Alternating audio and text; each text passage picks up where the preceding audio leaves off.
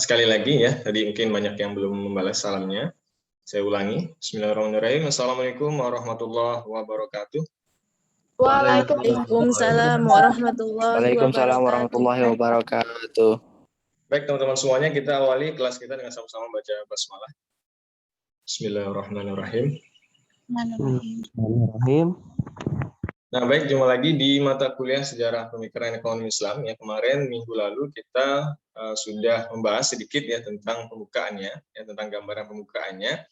Nah, hari ini kita akan masuk lebih dalam lagi mengenai sejarah pemikiran ekonomi Islam. Bagaimana sejarah pemikiran ekonomi Islam itu di zaman Rasulullah, kemudian di zaman Khulafaur Rasyidin, kemudian di masa beberapa setelah Khulafaur Rasyidin ya, berapa pikir Islam, kemudian masa klasik, kontemporer, dan hingga saat ini ya.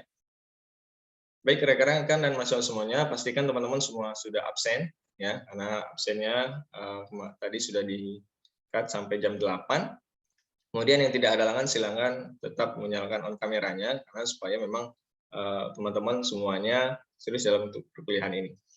Baik, untuk suara saya sudah cukup terdengar teman-teman semuanya? Jelas, Pak. Jelas, Pak. Baik. Nah, kemarin sudah saya sampaikan atau saya share, ada dua ya, sebenarnya banyak ya teman-teman. Teman-teman bisa juga cari untuk referensi lain. Ada dua yang saya berikan di classroom untuk referensi sejarah pemikiran ekonomi Islam. Silakan teman-teman bisa baca-baca untuk menambah wawasan teman-teman mengenai sejarah pemikiran ekonomi Islam. Dan juga teman-teman bisa cari untuk literasi lain atau bahan-bahan lain atau misalnya sumber-sumber lain untuk teman-teman menambah wawasan dari literasi di sejarah pemikiran ekonomi Islam.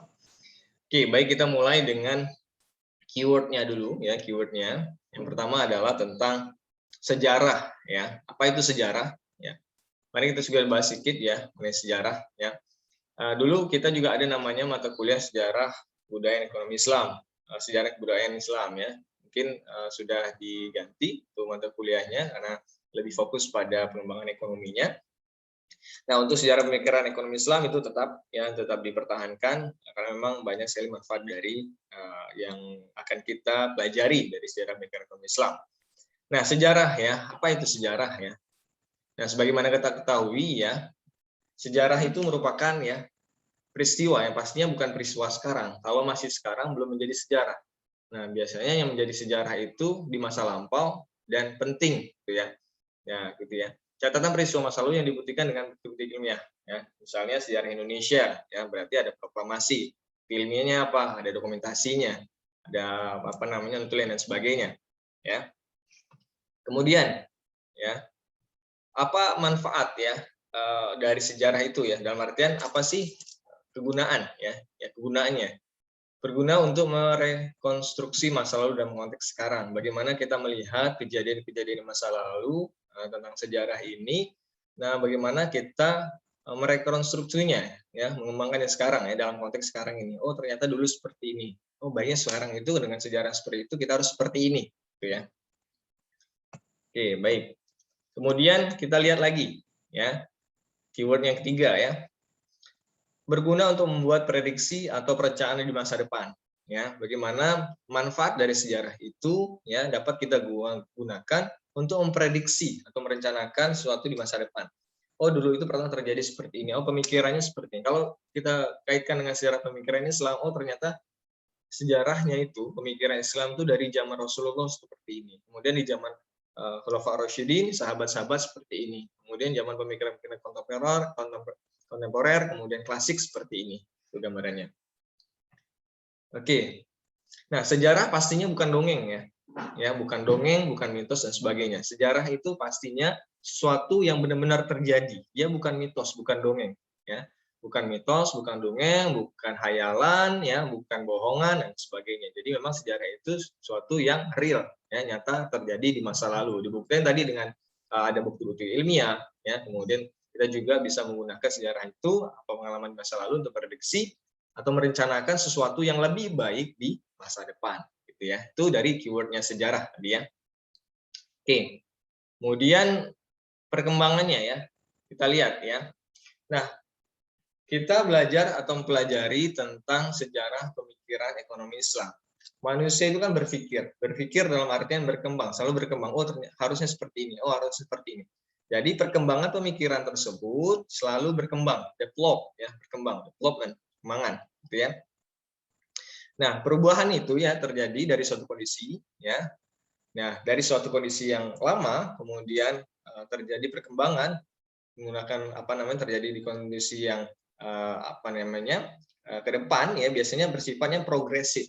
Progresif itu apa Pak maksudnya? Progresif itu maksudnya semakin lebih baik atau berkembang ya, berubah menjadi lebih baik, berkembang ya, progresif, ada progresnya. Bagaimana? Misalnya teman-teman membangun sebuah bangunan atau rumah gitu ya. Progresnya sudah sampai mana nih? Oh, baru tahap pembangunan fondasi. Oh, sudah naik bata. Oh, sudah naik dinding. Oh, sudah naik atap. Oh, sudah pengecatan. Progresif, berkembang menjadi lebih baik gitu ya. Nah, kemudian apa kaitan dengan ekonomi Islam? Tadi sejarah, ya, pemikiran atau perkembangannya. Ekonomi Islamnya gimana? Gitu ya. Mungkin teman-teman juga sudah sering tahu ya ini ya. Kita bahas dulu, kita kenapa kita bahas lagi supaya dapat gambarannya. Tadi sudah kita sejarahnya di mana, ya, kemudian bagaimana perkembangannya. Ekonomi Islam sendiri gimana? Nah, ekonomi itu apa sih? Ya, sebelum kita masuk ke ekonomi Islam, kita ekonomi dulu ya.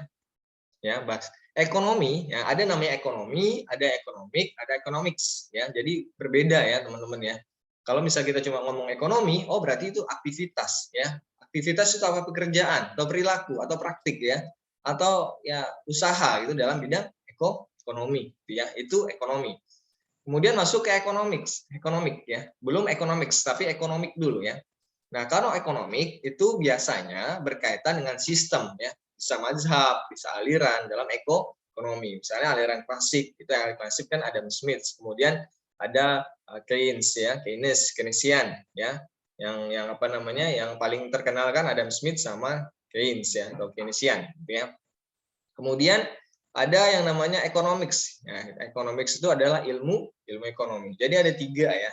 Sebelum kita masuk ke ekonomi Islam, kita lihat dulu nanti ekonomi itu, oh ternyata ekonomi itu kalau misalnya ditanya apa sih perbedaan antara ekonomi, economic dan economics. Jadi kita sebagai anak ekonomi, sebagai mahasiswa ekonomi harus paham dan harus tahu, oh ternyata kalau cuma ekonomi ditanyakan ekonomi aja, oh ekonomi itu aktivitas, perilaku ya, atau usaha dalam ekonomi atau praktik ekonomi. Kalau ekonomi sistemnya, bisa alirannya, bisa mazhab dan lain sebagainya. Kalau ekonomi sendiri yang lebih luas itu ilmu ekonominya, gitu ya. Jadi kalau misalnya sebagai mahasiswa ekonomi ditanya perbedaan antara ekonomi, economics dan economics, kita sudah paham, oh ternyata seperti ini gambaran. Sebelum kita masuk ke ekonomi Islamnya, kita lihat dulu ekonominya, sejarahnya atau misalnya pengertiannya, masuk ke Islamnya, gitu ya. Nah, ilmu ekonomi banyak lagi ya. Nah, ilmu ekonomi itu biasanya ya kalau misalnya bahasa Latinnya oikos dan nomos ya, nomos. Kalau misalnya teman-teman biasanya mahasiswa baru sering kalau dulu ya waktu zaman saya kuliah juga kita dikenalkan namanya oikos nomos ya. Ya, ospeknya juga dulu namanya oikos nomos tahun 2005 itu ya.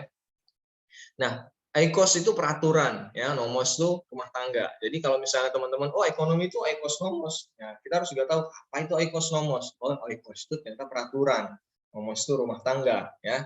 Masuk lagi, kita lihat lagi ya. Masuk ke sini. Nah, ilmu ekonomi tadi kan ada ekonomi, economics sama economics ya, ekonomi sama economics ya. Nah, economics itu ilmu ekonomi. Ilmu ekonomi apa ya? Ya, ilmu yang mempelajari perilaku manusia, perilaku, sikap ya. Ya, perilaku, sikap, kelakuan gitu ya. Ya, dalam memenuhi kebutuhan yang tak terbatas, unlimited ya. Kita memang kebutuhan manusia tidak terbatas, tapi faktor pemenuhan kebutuhannya sangat terbatas ya, di mana faktor-faktor produksi atau sumber dayanya itu sangat terbatas ya. Nah, kita lihat. Nah, bisa juga dikatakan bahwa ilmu ekonomi, ilmu yang pelajari perilaku manusia sebagai economic man, manusia ekonomi ya, dalam upaya mencapai ya kepuasan tadi ya, karena kan kebutuhannya tidak terbatas nih ya. Nah, kita mempelajari ilmu ekonomi bagaimana pelajari perilaku manusia sebagai economic man dalam upaya apa? Tadi pemenuhan kebutuhan tadi yang tidak terbatas tadi. Mekanisme seperti apa? Adalah kenal namanya produksi, ada kenal namanya konsumsi, ada kenal namanya distribusi. Jadi seperti itu. Jadi tadi sejarahnya, dari kita belajar sejarah, kemudian perkembangan pemikirannya, kemudian ekonomi, nah baru masuk ke dalam Islamnya gitu ya. Jadi kebutuhan manusia tidak terbatas ya. Nah, kita lihat di sini ya. Nah, masalah utama dalam ekonomi, ya sebelum kita masuk ke ekonomi Islamnya, yang tadi sejarah pemikirannya dulu ya. Oh, ternyata masalah utamanya itu scarcity ya. Scarcity ya. Apa itu? Ya, kelangkaan ya. Bahwa memang jumlah pemenuhan kebutuhan, karena kebutuhan manusia yang tidak terbatas, sedangkan alat pemuas kebutuhannya atau misal faktor-faktor produksinya itu langka atau misalnya terbatas gitu ya. Nah, di sini kita lihat ya, nih kebutuhan yang tak terbatas ya, menggunakan faktor produksi yang terbatas gitu ya. Terjadilah kelangkaan atau masalah kelangkaan tadi ya. Nah, ilmu ekonomi ya, ilmu yang bagaimana menciptakan atau berusaha ya untuk pemenuhan kebutuhan tadi yang terbatas tadi sehingga bisa memenuhi kebutuhan manusia atau faktor-faktor ekonomi yang bisa dipenuhi gitu ya. Jadi tadi ada namanya needs, kebutuhan dan keinginan ya. Nah, kalau misalnya kebutuhan keinginan kita kan memang tidak terbatas ya, tapi memang sebenarnya kebutuhan kita sebenarnya bisa dicukupi gitu ya. Nah, ekonomi tidak membedakan antara kebutuhan, needs dan keinginan. Di sini ada kebutuhan yang tidak terbatas ya. Tadi disampaikan bahwa masalah ekonomi adalah masalah kelangkaan, scarcity tadi ya. Nah, ilmu ekonomi memberikan solusi bagaimana ya tetap memberikan kepuasan terhadap pemenuhan kebutuhan tadi ya dengan tadi ada 3 faktor ya, produksi ya, kemudian konsumsi, distribusi, bagaimana menjalankan dengan baik agar kebutuhan itu bisa termenuhi dengan baik. Itu ya.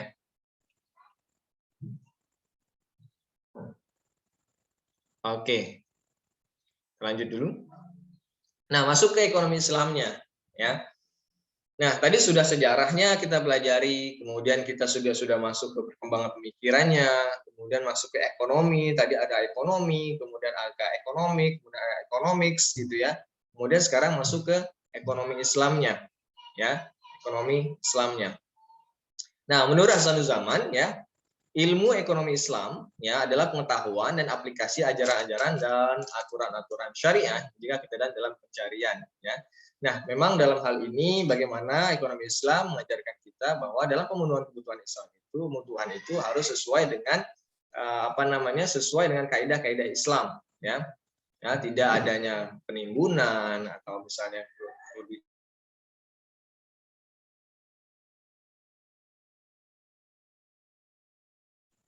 Oke, baik teman-teman semuanya. Nah, di sini bagaimana ya? Kita lihat lagi. Oke. Nah, kita lihat kalau misalnya Manan, kita lihat Manan. Manan bagaimana pengertian atau bagaimana menyimpulkan ekonomi Islam menurut Manan ya. Nah, di sini ya Manan melihat ya agak berbeda ya. Dia mengatakan bahwa suatu ilmu pengetahuan sosial ekonomi Islam itu yang mempelajari permasalahan ekonomi dari orang-orang yang memiliki nilai-nilai Islam. Jadi tadi ada masalah ekonomi, kemudian pemecahannya gimana? Ada nilai-nilai Islamnya, ya. Oh, tidak boleh adanya riba. Oh, tidak boleh adanya kelebihan bayar. Oh, misalnya tidak boleh ada penimbunan. Oh, tidak boleh adanya perjudian. Oh, tidak boleh namanya yang ketidakjelasan seperti itu ya. Nah, kemudian kalau misalnya menurut Khursyid Ahmad, ya ekonomi Islam atau ilmu ekonomi Islam. Nah, bagaimana mencoba memahami permasalahan ekonomi dan perilaku manusia dalam hubungannya ya dengan permasalahan tersebut dalam sudut pandang atau dari sudut pandang Islam. Ya, jadi melihatnya dari sudut pandang Islam. Jadi seperti itu gambarannya. Tadi sudah kita lihat dari sejarah, kemudian bagaimana perkembangannya, bagaimana ekonomi, economics, kemudian bagaimana ekonomi Islamnya. Jadi kita dapat gambaran tadi ya. Oke, sudah dapat gambaran satu-satu ya. Nah, kita lihat di sini ya. Kita lihat di sini ada needs, wants, sama factor of productions-nya. Ya. Pertama di sini ada norma ekonomi ya. Di sini kalau misalnya di ekonomi Islam, kalau misalnya di ekonomi yang konvensional atau ekonomi yang umum itu tidak ada norma-norma Islamnya, dia berjalan aja sesuai mekanisme mereka gitu ya. Nah, di sini ya sebagai orang yang belajar ekonomi Islam, di sini ada di tengah-tengahnya ini ada intinya ya, ada juhud dan qanaah ya. Apa itu juhud ya? Ya. Dia meninggalkan condongan pada dunia ya. Dia perlu dunia tapi tidak terlalu tidak mencintai dunia itu yang terlebihan gitu ya. Sedangkan qanaah di sini adalah merasa puas ya atas pemberian Allah Subhanahu wa taala. Ya, jadi orang Islam ya, orang yang kalau kita dalam artian belajar ekonomi Islam, di situ ada juhud dan qanaah. Juhud itu memandang dunia ya, kita perlu dunia, tapi memang tidak tidak terlalu cinta terhadap dunia atau tidak terlalu condong hati kita terhadap dunia. Dan qanaah adalah merasa puas atau atas pemberian Allah Subhanahu wa taala gitu ya. Di sini juga ada lapisannya, ada needs, ada kebutuhan, ada faktor produksi, ada keinginan. Jadi bagaimana memenuhi kebutuhan-kebutuhan itu atau menyelesaikan permasalahan ekonomi itu dalam pandangannya terkait dengan ajaran-ajaran Islam gitu ya. Jadi seperti itu gambaran dari juhud dan qanaahnya sendiri ya. Nah, kita lihat di sini hakikat aktivitas ekonomi ya. Yang pastinya hakikat aktivitas ekonomi dalam kaitannya dengan pemenuhan kebutuhan falah ya. Mungkin teman-teman sangat sering dengar, mungkin setiap hari 5 kali mendengar yang namanya kata falah ya. Hayya 'alal falah ya, misalnya dalam azan ya. Jadi bagaimana pemenuhan kebutuhan menuju falah atau kemenangan, kesuksesan ya, kebahagiaan bisa diartikan gitu ya. Nah, kemudian bagaimana penyikapan terhadap harta gitu ya. Kemudian kita lihat di sini. Kita buka aja dulu.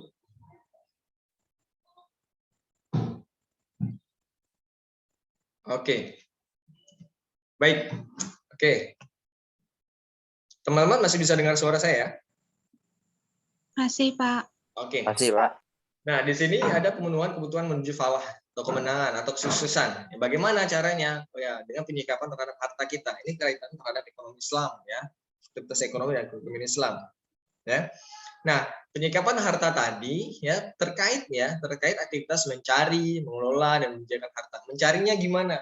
Jalurnya seperti apa? Gambarnya seperti apa? Pengelolaannya seperti apa? Kemudian membelanjakannya juga seperti apa? Itu ada kaitannya satu sama lain ya. Nah, kemudian masuk lagi ke mengembangkan distribusi dan tukar menukar ya, tukar menukar harta ya. Di sini ada kalau di ekonomi Islam ada bentuknya seperti investasi ya. Di situ ada mudharabah sama musyarakah. Mungkin teman-teman sudah sangat paham dengan hal ini. Ada yang namanya mudharabah. Mudharabah itu bagi hasil di mana adanya mudharib sama sabul mal, ada yang menjalankan usaha, ada yang menyetorkan modal ya. Yang satu hanya menyetorkan modal saja, yang satu hanya mengelola saja. Kemudian musyarakah bisa dua-duanya menyetorkan modal, bisa dua-duanya untuk mengelola kegiatan ekonominya. Kemudian kaitannya dengan jual beli. Ada namanya murabahah, jual beli, ijarah, sewa menyewa, istisna. Istisna ini akad penyewaan, akad pemesanan, tapi barangnya belum ada. Nanti sesuai pemesanannya sesuai dengan spesifikasi orang yang memesan. Kemudian salam itu akad pemesanan, tapi barangnya memang sudah ada, tinggal pengiriman saja. Kemudian di bidang sosialnya ada infak, wakaf, sedekah, hadiah, dan hibah. Teman-teman sudah gambaran sudah tahu ya. Kemudian untuk regulasi ya, bagaimana regulasinya? Di situ ada zakat, diswaf ya, ada warisan, kharas dan jizyah. Nah, jadi seperti itu gambaran untuk hakikat aktivitas ekonomi. Nanti kita akan bahas satu persatu gambaran, terutama nanti kalau misalnya waktunya cukup, bagaimana nanti gambarannya terkait dengan masa Rasulullah ya gambarannya. Nah, kita sebagai Islamic man atau misalnya orang-orang Muslim, homo Islamicus ya. Jadi kita yang tertinggi adalah hukum Allah ya, dalam artian panduan ya, arahan ya terkait dengan apa yang sudah diajarkan atau misalnya sudah diperintahkan gitu ya. Kaitannya dengan relevation pertama ya, relevation ini wahyu ya, teman-teman, bagaimana wahyu dari Allah pada Muhammad yang diajarkan kepada kita gitu ya. Kemudian terkait dengan observation, mengamatan ya, mengamati. Oh, seperti ini gambarannya, perkembangan. Akhirnya berkembanglah ilmu ya. Ilmu ya yang pertama berkaitan dengan wahyu yang tadi ya, berkaitan dengan sumbernya dari wahyu. Kemudian yang kedua dari pengamatan atau observation. Jadi dapatlah ilmu. Kemudian ilmu lagi ada penjabaran lagi, ada 3 gitu ya. Ada ruhiyah Ya, ruhiyah itu terkait dengan rohani, spiritual. Kemudian akliyah ini pola pikir ya, teman-teman ya, pola pikir. Kemudian jasadiyah berkaitan dengan tubuh atau fisik kita ya. Nah, inilah namanya Islamic man atau kita sebagai manusia muslim terkait dengan hal ini, apa hal ini ya. Nanti bawahnya bagaimana di sini ada world view ya, wawasan dunia, bagaimana pandangan dunia terhadap apa yang kita pelajari seperti itu. Baik. Yuk.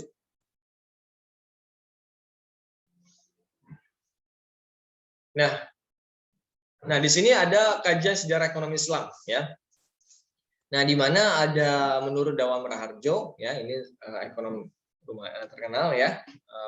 Dia membagi dua jenis kajian sejarah ekonomi Islam. Yang pertama terkait dengan kajian tentang praktek ekonomi Islam terdahulu ya, masa Nabi Muhammad, masa sahabat, tabi'in dan seterusnya. Yang kedua, kajian tentang sejarah ekonomi Islam, tentang tokoh-tokoh terdahulu juga ya. Terdahulu ada nanti ada yang masa klasiknya, ada kontemporernya, ada Abu Baid, ada Tamim, ada Ghazali, ada Ibnu Sina dan lain sebagainya. Banyak ya teman-teman.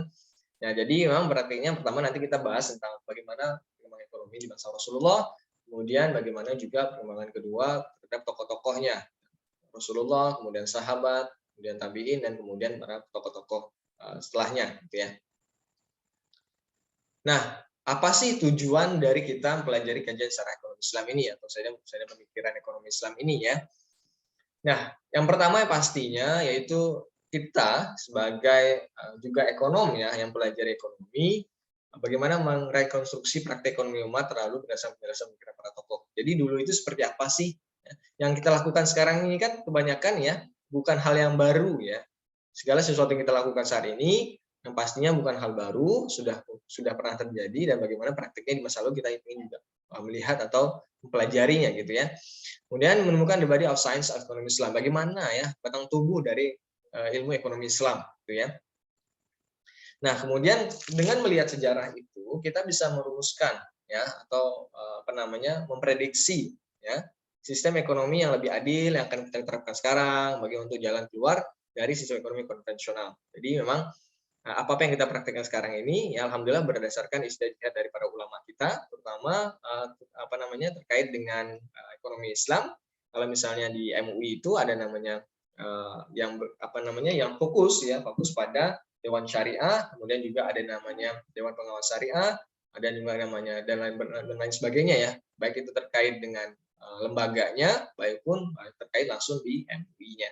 Jadi seperti itu. Ini gambaran tujuannya. Oke, itu gambaran dasar dulu dari saya. Gambarannya ya, tentang tadi sudah kita gambarkan bagaimana teman-teman sudah tahu gambaran sejarahnya seperti apa, sejarah itu bagaimana, kemudian terkait dengan pemikiran atau perkembangannya, kemudian kita terkait dengan ekonominya, kemudian sudah kita bagi tadi ada ekonomi, ekonomik, sama ekonomik, kemudian masuk ke ekonomi Islamnya seperti apa, ya, kemudian manfaatnya seperti apa, tujuan mempelajarinya seperti apa, sehingga gambaran secara umumnya kita sudah lebih jelas, gitu ya. Oke, baik, sebelum saya lanjutkan ke materi berikutnya, saya pengen saya pengen diskusi dulu. Saya pengen ke Alan. Assalamualaikum Alan. Waalaikumsalam, Pak. Oke, Alan, apa yang dapat Alan simpulkan lah dari apa yang tadi kita pelajari, Alan? Dari pertama sih, Pak ya. Kalau dari pertama yang bisa saya tangkap yaitu ekonomi itu kan ada yang namanya ekonomi, ekonomik, dan economics. Yang ketiga arti tersebut tuh berbeda-beda gitu. Ada yang beda arti. Kalau ekonomi itu aktivitas, ekonomik itu sistem atau aliran, dan economics itu ilmu ekonomi secara luas. Selanjutnya yang saya dapat dari tadi itu kalau tujuan sebenarnya kita mempelajari ekonomi, sejarah pemikiran ekonomi Islam itu adalah supaya kita bisa mengkonstruksi kegiatan ekonomi yang telah terdahulu pada zaman Nabi, gitu Pak. Mungkin segitu saja Pak dari saya. Oke, baik, makasih Alan ya. Oke, cukup baik ya. Oke, saya pengen ke Dini Tias Untari. Assalamualaikum Dini. Waalaikumsalam, Pak. Oke, Dini, dari tadi yang saya sampaikan, kira-kira apa sih yang bisa disampaikan atau yang ditangkap terkait materi tadi? Silakan, Dini. Yang saya tangkap dari materi tadi, kita dapat membedakan apa itu ekonomi Islam dan ekonomi konvensional. Terus penjelasan dari beberapa tokoh terkait penjelasan dari ekonomi Islam itu sendiri, hakikat aktivitas ekonomi dan masalah utama ekonomi, dan kebutuhan, keinginan itu tidak dibedakan dalam ekonomi. Dan kita sebagai Islamic man itu bagaimana cara menyikapi masalah-masalah yang ada sekarang, dan tujuan dan manfaat mempelajari ekonomi Islam itu sendiri, Pak. Begitu sih, Pak. Baik, terima kasih Dini ya. Oke, baik teman-teman semuanya, kita lanjutkan sedikit ya terkait dengan materi lagi sedikit ya. Kalau bisa kelihatan teman-teman semuanya slide-nya? Bisa, Pak. Oke, saya lanjutkan sedikit ya. Jadi nanti kita diskusi lagi ya, karena ini belum masuk ke pembahasan. Yang tadi itu baru ya, istilahnya gambaran ya. Nah, perkembangan pemikiran ekonomi Islam ya, tahap yang topik pembahasan kita yang pastinya bagaimana pembahasan atau masa Rasulullah itu seperti apa. Kemudian masa Khulafaur Rasyidin itu seperti apa gitu ya. Bagaimana pemikiran ekonomi Islam klasik, ekonomi klasik, bagaimana pemikiran ekonomi Islam yang kontemporer. Dan ini ada tokoh-tokohnya juga ya.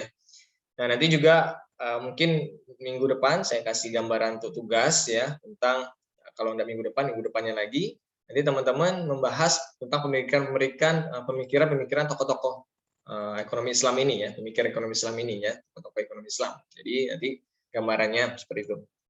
Nanti lebih jelasnya akan saya sampaikan berikutnya. Oke, kita lihat dulu ya bagaimana perkembangan di zaman Rasulullah, karena ini sangat penting. Kita melihat yang pertama-pertama dulu. Nah, di sini gambarannya perkembangan pemikiran ekonomi Islam ya. Di sini ekonomi Islam ya, ada masa Rasulullah, kemudian ada masa Khulafaur Rasyidin, ada Sayyidina Abu Bakar, Sayyidina Umar, Sayyidina Utsman, sama Sayyidina Ali ya. Kemudian di masa Islam klasik ada Abu Yusuf, ada Abu Ubaid, kemudian ada Al-Ghazali, ada Ibnu Taimiyah dan sebagainya. Kemudian di masa Islam kontemporer ada Bakar As-Sadar, ada Nyatol Siddiqi, ada Muzir Kaf ya. Jadi memang sebenarnya ada lagi ya, ada lagi banyak beberapa pemikir-pemikir atau ahli-ahli ekonomi lain. Nanti kita akan masukkan juga beberapa. Nah, kita bahas dulu tentang bagaimana masa Rasulullah ya sallallahu alaihi wasallam ya. Nah, kita lihat bagaimana prinsip pokok kebijakan ekonomi masa kenabian Nabi Muhammad sallallahu alaihi wasallam sebagai berikut ya. Yang pertama ya, yang pasti Allah Subhanahu wa taala sebagai pemilik absolut ya, seluruh alam semesta ya, penguasa tertinggi. Itu memang kaidah utamanya ya. Kemudian ada manusia sebagai khalifah Allah di bumi, bukan pemilik yang sebenarnya. Kita hanya sebagai khalifah saja ya, dititipkan ya. Semua memang titipan ya. Kemudian semua yang dimiliki dan didapatkan manusia itu merupakan rahmat Allah Subhanahu wa taala. Memang kadang manusia atau kita mengklaim, wah ini hasil usaha aku nih, ini hasil usaha saya nih. Ini karena berhasil seperti ini, sukses seperti ini ya karena saya, gitu ya. Nah, memang itu kita sebagai manusia ikhtiar ya, memang yang dimiliki atau yang didapatkan kita itu merupakan rahmat dari Allah ya, gitu ya. Kemudian yang kaidah yang sangat penting juga, dan ini terkait dengan masa sekarang, kekayaan itu harus berputar ya, tidak boleh timbun. Ya, ini yang sangat kita sayangkan. Kalau misalnya teman-teman melihat data orang terkaya ya, 1% manusia, 1% penduduk Indonesia, atau katakanlah ya 1-2% penduduk Indonesia memiliki kekayaan itu bisa sampai 70% ya, 70% dari kekayaan atau misalnya uang yang beredar di Indonesia. Sedangkan 70-nya hanya menguasai atau 90-nya hanya menguasai 30%-nya. Jadi seperti itu ya. Nah, itu yang tidak kita inginkan atau tidak diinginkan oleh ekonomi Islam ya. Ini prinsip pokok dari ajaran kebijakan Nabi Muhammad ya. Nah, kenapa waktu zaman Rasulullah itu ketika ada zakat, sedekah, infak dan sebagainya, ketika sudah didapatkan langsung dibagi habis gitu ya. Langsung dibagi habis, tidak ada ditumpuk. Kemudian eksploitasi ekonomi dalam segala bentuknya harus dihilangkan. Tadi ya, sistem-sistem yang eksploitasi penggunaan, kemudian ada namanya penambahan keuntungan dan sebagainya dari yang tidak tidak dibenarkan gitu ya. Kemudian, nah ada penerapan warisan ya, sebagai media redistribusi kekayaan. Nah, ini memang harus dijalankan sesuai dengan kaidah yang benar gitu ya. Nah, kemudian bagaimana zaman Rasulullah juga menetapkan berbagai bentuk sedekah. Nanti kita ada macam-macam gambarannya ya. Ada namanya usar, ada namanya banyak ya. Sudah, oke. Ini gambaran 7 prinsip pokok kebijakan pada masa Nabi Muhammad ya, itu gambarannya. Oke, kita lihat lagi. Nah, ini sebagai sumber penerimaan negara pada zaman Nabi Muhammad ya, pada zaman Rasulullah. Yang dari kaum muslimin, tidak hanya dari kaum muslimin, juga ada dari kaum non-muslim, ada juga yang dari umum ya. Di sini ada namanya zakat, kemudian zakat fitrah, di sini ya ada besar ini 5-10%. Pak, ini maksudnya apa, Pak? Nanti kita bahas ya. Wakaf, kemudian amwal fadl ya. Ini juga apa, Pak? Ini mungkin masih asing ya di telinga teman-teman. Enggak ada juga namanya nawaif, kemudian ada sedekah yang lain, kemudian ada khumus ya. Kemudian dari kaum non-muslim ada jizyah, ada kharaj, ada usur juga. Kemudian ada yang umum, ada namanya ghanimah, fai, utang tebusan, pinjaman dari kaum muslim atau non-muslim, kemudian hadiah dari negara lain. Nah, kita bahas sedikit ya. Ini terkait dengan sumber penerimaan negara pada masa Rasulullah ya. Nah, di sini ya zakat ya, mungkin zakat sudah umum lah ya, teman-teman tahu ya, namanya zakat merupakan kewajiban kita ya sebagai muslim ya. Apabila harta kita sudah capai nisab atau batas minimalnya dan haulnya ada waktu setahun. Jadi kalau misalnya harta kita belum sampai nisabnya dan belum 1 tahun, kita belum masuk yang berkewajiban zakat gitu ya. Bisa infak saja gitu ya. Kemudian zakat fitrah itu biasanya sudah tahu juga di bulan Ramadan ya. Yang ini mungkin teman-teman yang baru ya, share ya. Yaitu biaya masuk bagi perdagangan. Ya, ketika perdagangan juga waktu itu sudah dikenakan biaya masuknya. Itu sebagai penerimaan negara juga pada masa itu ya. Kemudian wakaf ya, wakaf sudah sering terdengar ya, sudah sering dengar ya, harta dikeluarkan muslim di mana pokok hartanya tidak boleh berkurang. Jadi pokok hartanya terus dikembangkan sebagai untuk kemaslahatan umat gitu ya. Kemudian ada namanya amwal fadl, yaitu harta waris dari seorang muslim yang tidak memiliki ahli waris. Jadi ketika misalnya ada ahli waris, ada seorang muslim yang meninggal tapi tidak memiliki harta waris, maka hartanya akan diberikan kepada negara gitu ya. Kemudian ada namanya nawaif ya. Pajak tambahan dikenakan pada muslim yang kaya. Ketika ada seorang kaya, ada lagi tambahan pajak yang dikenakan. Kemudian ada namanya sedekah.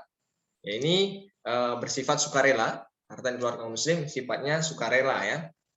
Kemudian ada namanya khumus, yaitu pajak proporsional. Proporsional itu disesuaikan ya terkait dengan jumlahnya yang diterapkan pada barang temuan dan barang tambang. Jadi teman-teman mungkin yang baru atau asing bagi teman-teman, mungkin yang khumus ya ini nawaif, nawal fadl sama usar ya. Mungkin ini masih sangat asing di telinga teman-teman. Jadi ini juga dapat sebagai gambaran ya. Oh, ternyata di zaman Rasulullah itu ada seperti ini gitu ya. Kalau zakat, wakaf, sedekah biasa ya. Teman-teman juga sudah paham ya. Oke, nah kalau misalnya dari kaum muslim ada namanya jizyah. Jizyah itu apa, Pak? Nah, ini juga ada namanya nih, pajak yang harus dibayarkan oleh individu non-muslim sebagai kewajiban seorang warga negara pada pemerintahan Islam. Ada namanya jizyah ya waktu itu ya untuk non-muslim. Kemudian ada kharaj, yaitu pajak terhadap tanah yang dikelola oleh non-muslim. Kemudian usar juga sama tadi ya, ada biaya masuk bagi perdagangan. Muslim berdagang di wilayah Islam itu juga termasuk ya. Kemudian sumber penerimaan negara bersifat umum tadi ada bersifat yang khusus muslim, ini ada non muslim. Yang umumnya seperti apa, Pak? Ada namanya ghanimah, yaitu harta rampasan perang. Ya, diperoleh dengan jalan berperang ya. Ketika ada yang berperang, maka akan menjadi harta negara gitu ya. Ada fai, yaitu harta rampasan perang diperoleh dengan jalan damai ya. Kemudian ada uang tebusan, ini biasa. Nah, yang lain juga teman-teman bisa baca gambarannya ini sama ya. Yang mungkin yang teman-teman yang masih asing di sini ya, bisa kharaj sama usar sama ghanimah sama apa yang lain mungkin ya teman-teman sering dengar atau biasa. Ya, jadi tadi ya, jadi gambarannya sedikit ya tadi gambaran tentang bagaimana pemikiran atau bagaimana sistem ekonominya di zaman Rasulullah, yaitu ada sumber pendapatannya dari muslim, kemudian ada dari non muslim dan juga ada yang bersifat umum. Jadi yang dari muslim itu banyak ya, mungkin teman-teman ada yang masih asing tentang usar, kemudian al-fadl sama nawaif, itu bisa teman-teman bagi gambaran, oh ternyata ini loh sumber penerimaan negara pada masa Rasulullah ya. Kemudian ada juga ternyata sumber penerimaan dari kaum yang muslim. Ini ada yang umum seperti ini. Jadi seperti itu gambaran teman-teman untuk yang masa Rasulullah ya, reciprocal kebijakan ekonomi pada masa kenabian Nabi Muhammad SAW. Insya Allah teman-teman nanti terkait dengan materi, teman-teman kalau misalnya mau nambah wawasan lagi silakan bisa baca-baca dari materi yang sudah saya share di classroom-nya. Insya Allah juga banyak tambahan seperti itu ya. Nah ini gambaran sedikit tentang masa bagaimana kebijakan ekonomi dalam masa Rasulullah SAW. Nah, baik itu aja mungkin teman-teman untuk hari ini kita cukupkan. Ya, insya Allah nanti kita akan lanjutkan di minggu depan. Nanti ada beberapa tugas yang akan saya juga berikan terkait dengan materi-materi ini. Nah, insya Allah nanti pantengin aja classroom-nya. Ya, segala tugas, arahan, insya Allah biasanya akan saya share di classroom-nya. Demikian teman-teman sekalian, terima kasih atas segala perhatiannya, mohon maaf atas segala kurangannya. Kita akhiri pertemuan kita dengan sama-sama membaca hamdalah.